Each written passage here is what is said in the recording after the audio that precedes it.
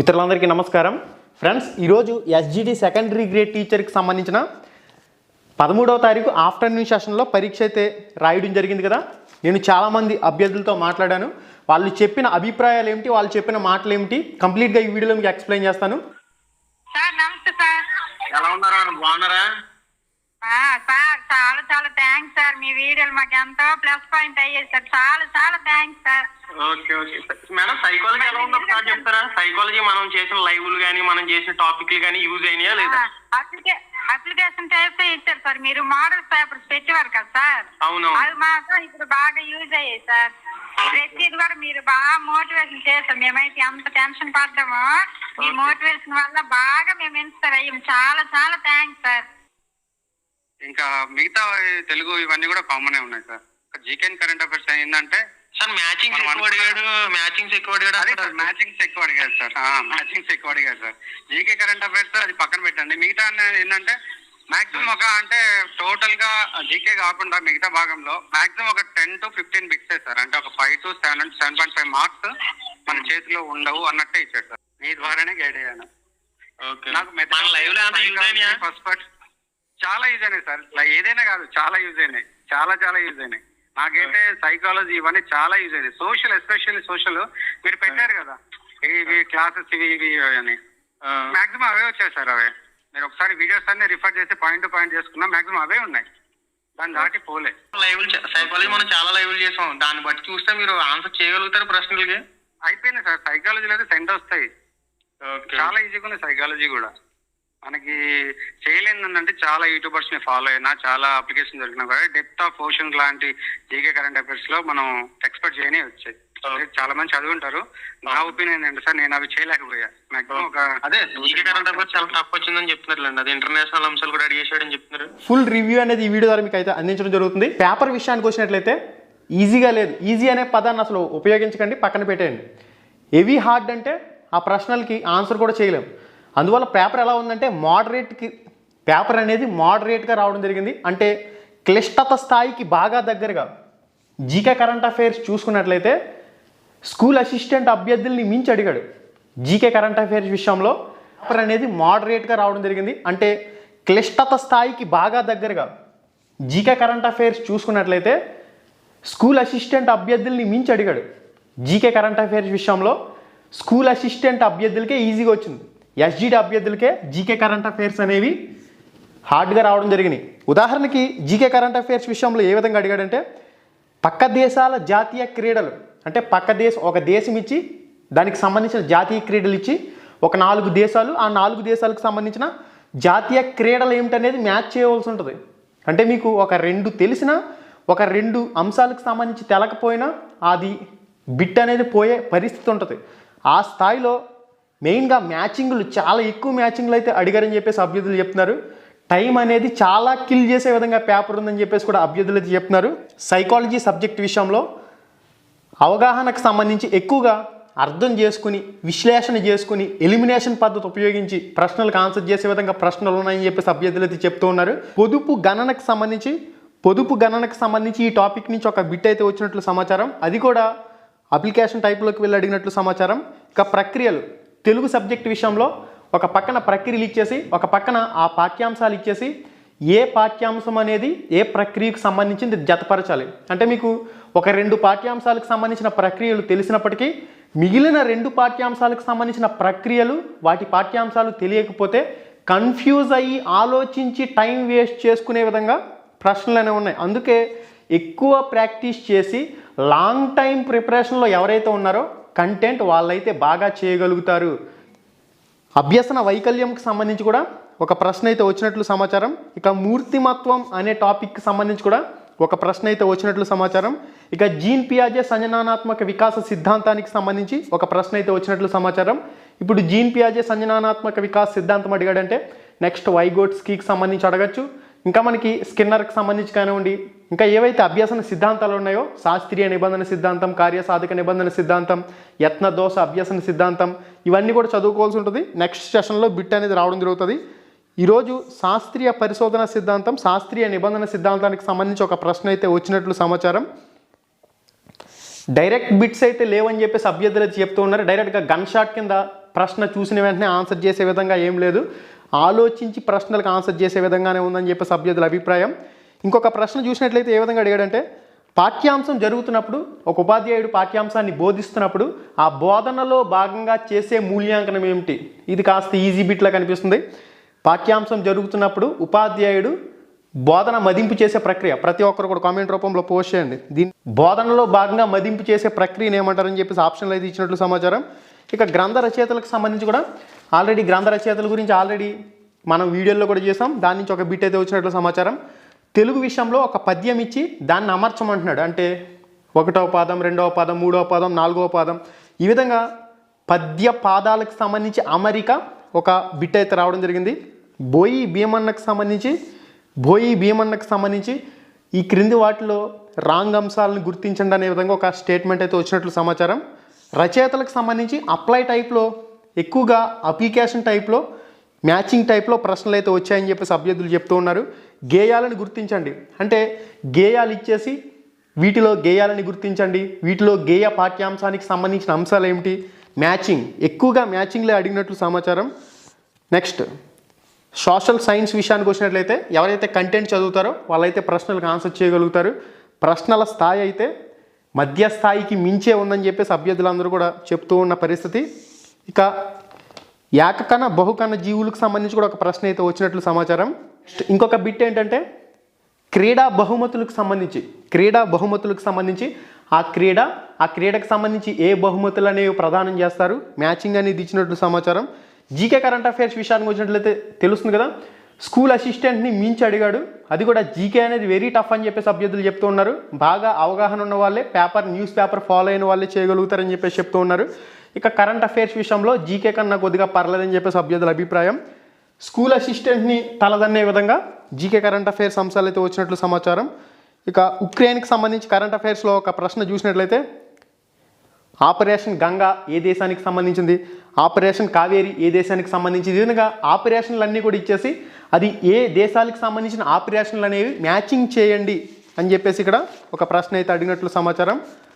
Next తెలుగులో భాగంగా వల్లభాచార్యుల నీతులు అంటే నీతులు, ఒక్కొక్కరు ఒక నీతి చెప్తారు కదా, ఆ నీతులను జతపరచండి అనే విధంగా ఒక ప్రశ్న అయితే వచ్చినట్లు సమాచారం. నెక్స్ట్ NEP 2020కి సంబంధించి NCF 2005 నుంచి ప్రశ్న లేదంటున్నారు. అదేవిధంగా RTE 2009 నుంచి కూడా ప్రశ్న లేదంటున్నారు. NEP 2020కి సంబంధించి మాత్రం ఒక ప్రశ్న అయితే అడిగినట్లు సమాచారం. NEP 2020కి సంబంధించి అధ్యక్షత వహించింది ఎవరు అని చెప్పేసి ఒక ప్రశ్న అయితే రావడం జరిగినట్లు సమాచారం. మాటకి నానార్థాలు, తెలుగులో నానార్థాలు టాపిక్ నుంచి మాటకి నానార్థాలు ఏంటని చెప్పేసి అడిగినట్లు సమాచారం. సంధ్య అనే పదానికి సంబంధించి అర్థం ఏంటని చెప్పేసి అడిగినట్లు సమాచారం. మేకపోతు గాంభీర్యం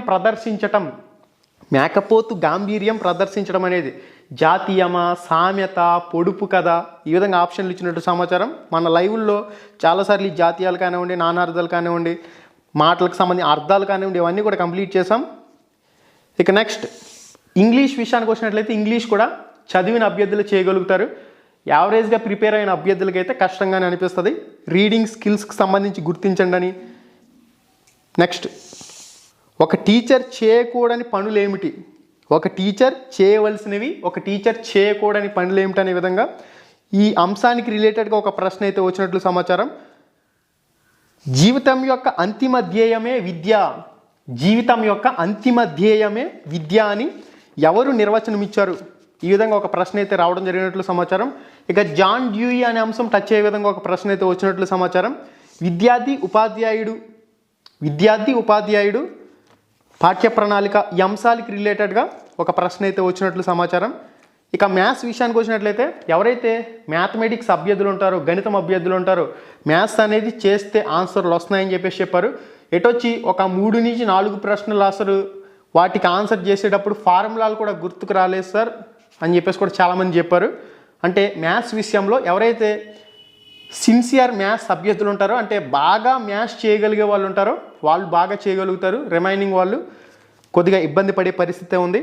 గాసాబాకి సంబంధించి కూడా ఒక ప్రశ్న అయితే వచ్చినట్లు సమాచారం.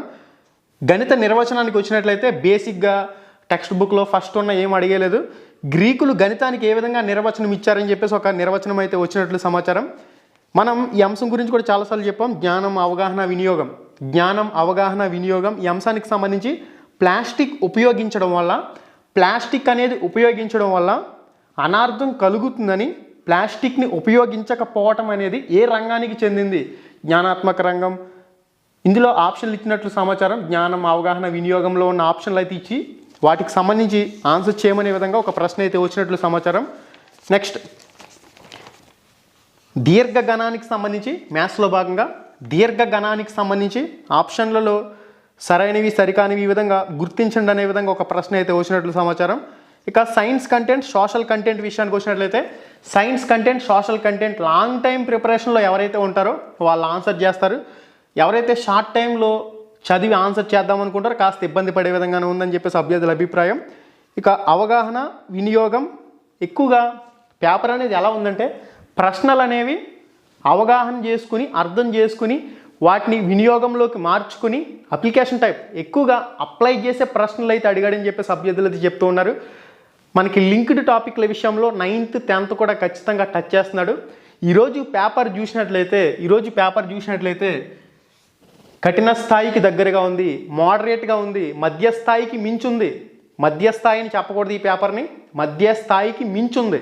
ఖచ్చితంగా స్కూల్ అసిస్టెంట్ అభ్యర్థులకు ఏ విధంగా పేపర్లు వస్తున్నాయో ఆ స్థాయిని ఏమాత్రం తీసిపోకుండా ఈరోజు ఎస్జిటి సెకండరీ గ్రేడ్ టీచర్కి సంబంధించిన ఎగ్జామ్ అయితే రావడం జరిగింది.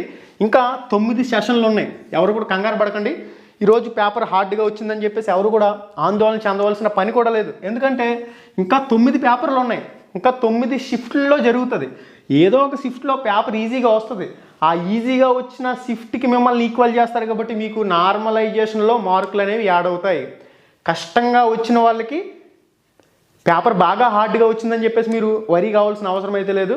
మీకు నార్మలైజేషన్లో ఇంకా 9 సెషన్లు జరుగుతున్నాయి కాబట్టి 9 సెషన్లకి ఏదో ఒక సెషన్ అనేది ఈజీగా వచ్చిందంటే దానికి మిమ్మల్ని ఈక్వల్ చేస్తాడు.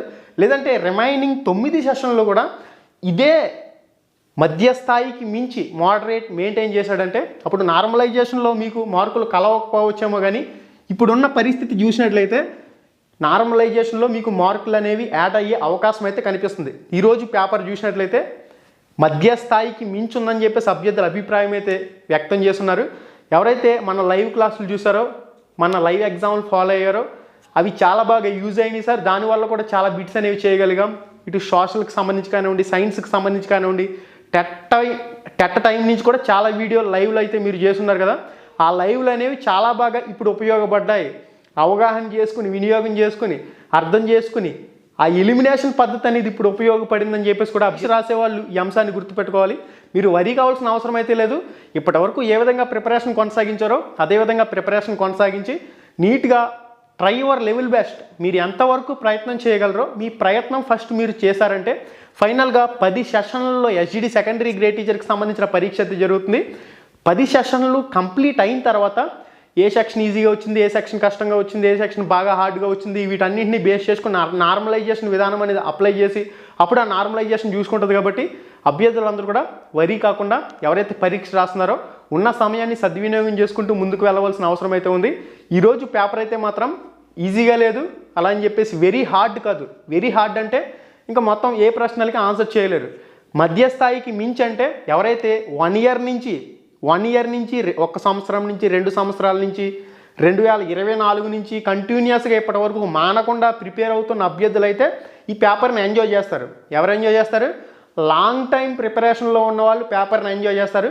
ఎవరైతే షార్ట్ టైంలో ప్రైవేట్ జాబులు చేసుకుంటూ లేదా ఇతరేతర వర్కులు చేసుకుంటూ ఉన్న తక్కువ సమయంలో ప్రిపరేషన్ చేస్తారో వాళ్ళు ఫైట్ చేస్తారు.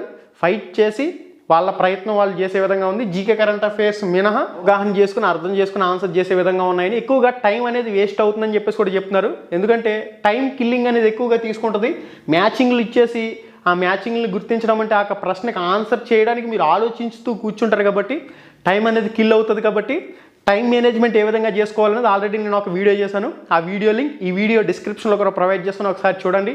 ఏ విధంగా ఆన్సర్ చేస్తే బాగుంటుంది, ఫస్ట్ ఏ సబ్జెక్టులనే మొదలు పెట్టుకుంటే బాగుంటుంది, ఇవన్నీ కూడా సెపరేట్గా నేను ఒక వీడియో చేశాను. ఆ వీడియో మన ఛానల్లో ఉంది. ఆన్లైన్ ఎగ్జామ్కి సంబంధించి ఏ విధంగా రాస్తే బాగుంటుంది అనేది ఆ వీడియో లింక్ డిస్క్రిప్షన్లో ప్రొవైడ్ చేస్తాను. ఆ వీడియోని చూడండి, మీకైతే యూజ్ అవుతుంది. ఎగ్జామ్ అయిన వాళ్ళు ప్రశాంతంగా ఉండండి. రిజల్ట్ వచ్చిన తర్వాత చూసుకుందాం. పరీక్ష రాస్తున్నారో అమ్మో పేపర్ బాగా కష్టంగా వస్తుందంట, పేపర్ మధ్యస్థాయికి మించి వస్తుందని ఇవన్నీ వదిలేయండి. మీకు వచ్చిన పేపర్ మీరు ఎంత బాగా రాశారు, మీరు ఎంత బాగా చేయగలిగారు అనేది ఇంపార్టెంట్. పేపర్ ఎంత కష్టంగా వస్తే అంత మంచిది. ఎందుకంటే నార్మలైజేషన్ ఉంది కదా. ఏదో ఒక సెషన్లో పేపర్ ఈజీగా వచ్చిందంటే కష్టంగా వచ్చిన రోజు పేపర్ రాసిన వాళ్ళకి మార్కులు అనేవి మామూలుగా ఏడవో. నార్మలైజేషన్ అనేది టెట్లో చూసారు కదా ఏ విధంగా నార్మలైజేషన్లో యాడ్ స్కోర్లు అనేవి వచ్చినాయో. 20, 22, 25, 19, 10, 5. నార్మలైజేషన్లో టెట్ టైంలో మార్కులు కూడా తగ్గాయి. 5 మార్కులు, 2 మార్కులు, 3 మార్కులు ఈ విధంగా కూడా మార్కులు అనేవి తగ్గాయి. అన్ని పేపర్లకు మెయింటైన్ చేస్తే ఇబ్బంది ఉండదు. కానీ ఏదో ఒక పేపర్ అనేది ఈజీగా పడిందంటే మాత్రం ఆ ఈజీగా ఉన్న పేపర్కి వీళ్ళని ఈక్వల్ చేయవలసి ఉంటుంది. కాబట్టి అప్పుడు కష్టంగా వచ్చిన రోజున పేపర్ రాసిన వాళ్ళకి ప్లస్ పాయింట్ అయితే అవుతుంది. ఓకే, ఈ విషయాలన్నీ కూడా ఫైనల్గా ఎగ్జామ్స్ అన్నీ అయిన తర్వాత మనం డిస్కస్ చేద్దాం. మొత్తంగా 10 పేపర్లు అయిన తర్వాత కట్ ఆఫ్లు కానీ ఇవన్నీ కూడా డిస్కస్ చేస్తే బాగుంటుంది. ఈరోజు పేపర్ చూసినట్లయితే 80 మార్కులకి గాను 55+, 60+ ఎవరైతే స్కోర్ చేస్తారో దాన్ని గుడ్ స్కోర్ కింద కన్సిడర్ చేయొచ్చు. ఒక మంచి స్కోర్ కింద దాన్ని పరిగణించవచ్చు. ఓకే గైస్, మళ్ళీ వీడియోలో మళ్ళీ కలుసుకుందాం. శుభం, ధన్యవాదాలు.